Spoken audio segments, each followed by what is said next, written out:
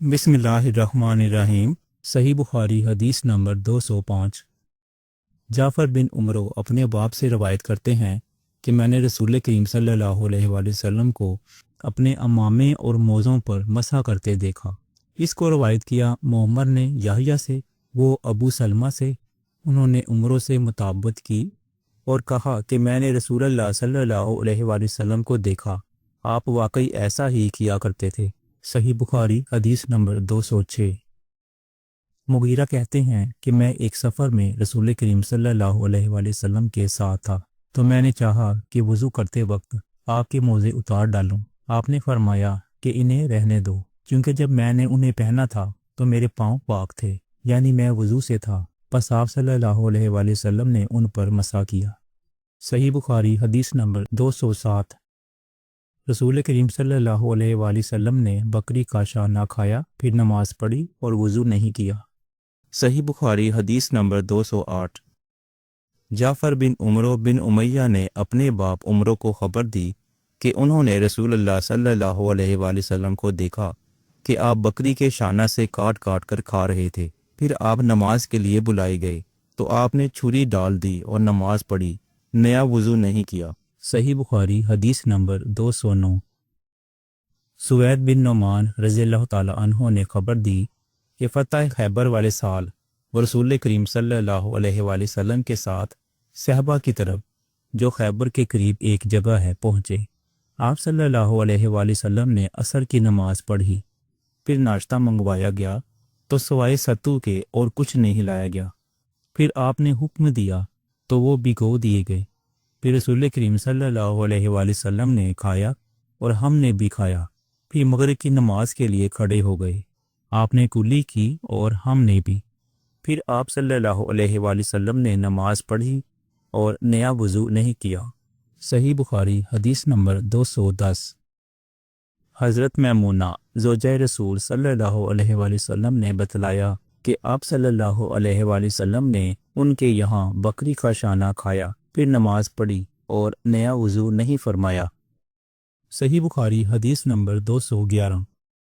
رسول اللہ صلی اللہ علیہ وآلہ وسلم نے دودھ پیا، پھر کلی کی اور فرمایا اس میں چکنائی ہوتی ہے۔ اس حدیث میں عقیل کے یونس اور صالح بن کسان نے زہری سے مطابقت کی ہے۔ صحیح بخاری حدیث نمبر 212۔ رسول کریم صلی اللہ علیہ وآلہ وسلم نے فرمایا کہ جب نماز پڑھتے وقت تم میں سے کسی کو اونگ آ جائے تو چاہیے کہ وہ سو رہے یہاں تک کہ نیند کا اثر اس سے ختم ہو جائے، اس لیے کہ جب تم میں سے کوئی شخص نماز پڑھنے لگے اور وہ اونگ رہا ہو تو وہ کچھ نہیں جانے گا کہ وہ خدا سے مغفرت طلب کر رہا ہے یا اپنے نفس کو بد دعا دے رہا ہے۔ صحیح بخاری حدیث نمبر 213۔ آپ صلی اللہ علیہ وآلہ وسلم نے فرمایا کہ جب تم نماز میں اونگنے لگو تو سو جانا چاہیے، پھر اس وقت نماز پڑھے جب جان لے کہ وہ کیا پڑھ رہا ہے۔ صحیح بخاری حدیث نمبر 214۔ حضرت انس روایت کرتے ہیں کہ رسول کریم صلی اللہ علیہ وآلہ وسلم ہر نماز کے لیے نیا وضو فرمایا کرتے تھے۔ میں نے کہا تم لوگ کس طرح کرتے تھے؟ کہنے لگے ہم میں سے ہر ایک کو اس کا وضو اس وقت تک کافی ہوتا جب تک کوئی وضو توڑنے والی چیز پیش نہ آ جاتی، یعنی پیشاب، پخانہ یا نیند وغیرہ۔ صحیح بخاری حدیث نمبر 215۔ سوید بن نعمان رضی اللہ تعالی عنہ نے بتلایا کہ ہم خیبر والے سال رسول کریم صلی اللہ علیہ وآلہ وسلم کے ہمراہ جب صحبہ میں پہنچے تو رسول کریم صلی اللہ علیہ وآلہ وسلم نے ہمیں عصر کی نماز پڑھائی۔ جب نماز پڑھ چکے تو آپ نے کھانے منگوائے، مگر کھانے میں صرف ستو ہی لایا گیا، سو ہم نے اسی کو کھایا اور پیا۔ پھر رسول کریم صلی اللہ علیہ وآلہ وسلم مغرب کی نماز کے لیے کھڑے ہو گئے تو آپ صلی اللہ علیہ وآلہ وسلم نے کلی کی، پھر ہمیں مغرب کی نماز پڑھائی اور نیا وضو نہیں کیا۔ صحیح بخاری حدیث نمبر 216۔ رسول اللہ صلی اللہ علیہ وآلہ وسلم ایک دفعہ مدینہ یا مکہ کے ایک باغ میں تشریف لے گئے۔ وہاں آپ نے دو شخصوں کی آواز سنی جنہیں ان کی قبروں میں عذاب کیا جا رہا تھا۔ آپ صلی اللہ علیہ وآلہ وسلم نے فرمایا کہ ان پر عذاب ہو رہا ہے اور کسی بہت بڑے گناہ کی وجہ سے نہیں۔ پھر آپ صلی اللہ علیہ وآلہ وسلم نے فرمایا بات یہ ہے کہ ایک شخص ان میں سے پیشاب کے چھینٹوں سے بچنے کا اہتمام نہیں کرتا تھا اور دوسرا شخص چغل خوری کیا کرتا تھا۔ پھر آپ صلی اللہ علیہ وآلہ وسلم نے کھجور کی ایک ڈالی منگوائی اور اس کو توڑ کر 2 ٹکڑے کیا اور ان میں سے ایک ٹکڑا ہر ایک کی قبر پر رکھ دیا۔ لوگوں نے آپ صلی اللہ علیہ وآلہ وسلم سے پوچھا کہ یا رسول اللہ صلی اللہ علیہ وآلہ وسلم، یہ آپ نے کیوں کیا؟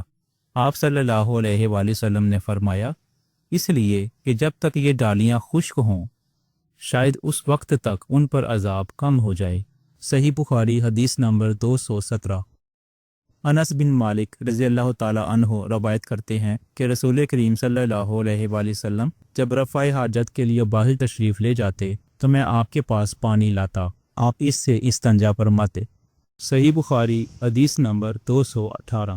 ایک مرتبہ رسول اللہ صلی اللہ علیہ وآلہ وسلم 2 قبروں پر گزرے تو آپ صلی اللہ علیہ وآلہ وسلم نے فرمایا کہ ان دونوں قبر والوں کو عذاب دیا جا رہا ہے اور کسی بڑے گناہ پر نہیں۔ ایک تو ان میں سے پیشاب سے احتیاط نہیں کرتا تھا اور دوسرا چغل خوری کیا کرتا تھا۔ پھر آپ صلی اللہ علیہ وآلہ وسلم نے ایک ہری ٹہنی لے کر بیچ سے اس کے 2 ٹکڑے کیے اور ہر ایک قبر پر ایک ٹکڑا گاڑ دیا۔ لوگوں نے پوچھا کہ یا رسول اللہ صلی اللہ علیہ وآلہ وسلم، آپ نے ایسا کیوں کیا؟ آپ صلی اللہ علیہ وآلہ وسلم نے فرمایا، شاید جب تک یہ ٹہنیاں خشک نہ ہوں ان پر عذاب میں کچھ تخفیف رہے۔ صحیح بخاری حدیث نمبر 219۔ رسول کریم صلی اللہ علیہ وآلہ وسلم نے ایک دیہاتی کو مسجد میں پیشاب کرتے ہوئے دیکھا تو لوگوں سے آپ صلی اللہ علیہ وآلہ وسلم نے فرمایا، اسے چھوڑ دو۔ جب وہ فارغ ہو گیا تو پانی منگا کر آپ نے اس جگہ بہا دیا۔ صحیح بخاری حدیث نمبر 220۔ حضرت ابو ہریرہ رضی اللہ تعالی عنہ نے فرمایا کہ ایک اعرابی کھڑا ہو کر مسجد میں پیشاب کرنے لگا تو لوگ اس پر جھپٹنے لگے۔ یہ دیکھ کر رسول کریم صلی اللہ علیہ وآلہ وسلم نے لوگوں سے فرمایا کہ اسے چھوڑ دو اور اس کے پیشاب پر پانی کا بھرا ہوا ڈول یا کچھ کم بھرا ہوا ڈول بہا دو، کیونکہ تم نرمی کے لیے بیچے گئے ہو، سختی کے لیے نہیں۔